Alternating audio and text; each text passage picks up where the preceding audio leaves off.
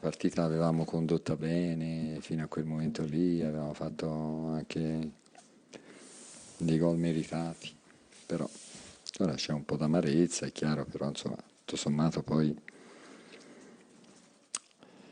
quello che è la valutazione della globalità della partita è molto positivo, ecco.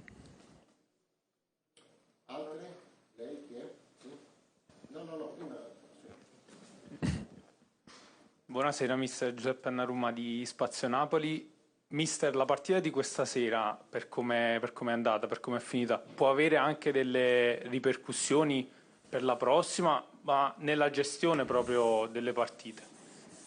Ragazzi, che noi nelle partite tutte le volte si debba poi tirarci dentro, non lo so se avrà ripercussioni, tirarci dentro il campionato, è una partita, l'abbiamo gestita in questa maniera qui, è finita in questa maniera qui, poi ora si andrà a valutare domani quelli che sono i problemi. È chiaro che da un punto di vista di dispiacere c'è, però la squadra è forte, la squadra deve saper reagire, deve saper accettare un risultato di parità e deve fare la squadra forte nelle intenzioni e nei comportamenti. Per cui si va domani pomeriggio ad allenarsi e si valuta tutto meglio, poi tanto ci si rivede fra 2 giorni perché domani l'altro riceve conferenza stampa e si valuta meglio. Mister, se ci spiega la situazione dell'espulsione sua. Sì, gliela spiego, ho protestato sul fallo su Rachmani che non ha dato. È fallo su Rachmani, lui non dà fallo e poi inverte il fallo e si prende gol, protestato su quel gol lì. Anche perché ai calciatori non gli si chiede di non andargli addosso, di non andare a protestare tutte le volte. E non vanno a protestare, stanno zitti.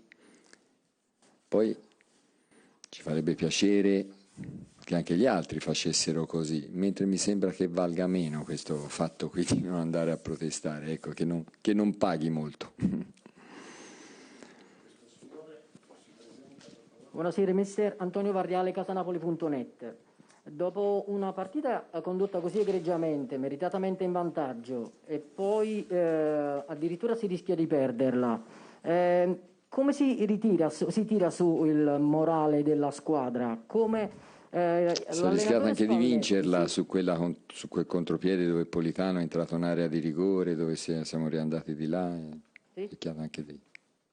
Allora, nel senso che il mister, come tira su il morale della squadra? Ma io non tiro niente, nel senso che si fanno valutazioni obiettive, si parla di professionismo, si fanno valutazioni obiettive su quello che è accaduto, si va a analizzare. Il fattore mentale incide molto. Prego? Il fattore mentale incide molto dopo una partita del genere. Il fattore mentale incide molto e a noi fargli compassione ci fa abbastanza arrabbiare perché sappiamo come reagire, i giocatori sanno come reagire, noi sappiamo come reagire, il fattore mentale gli diamo un'importanza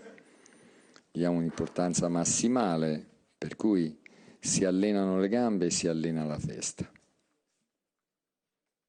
Bene, grazie. Grazie a voi.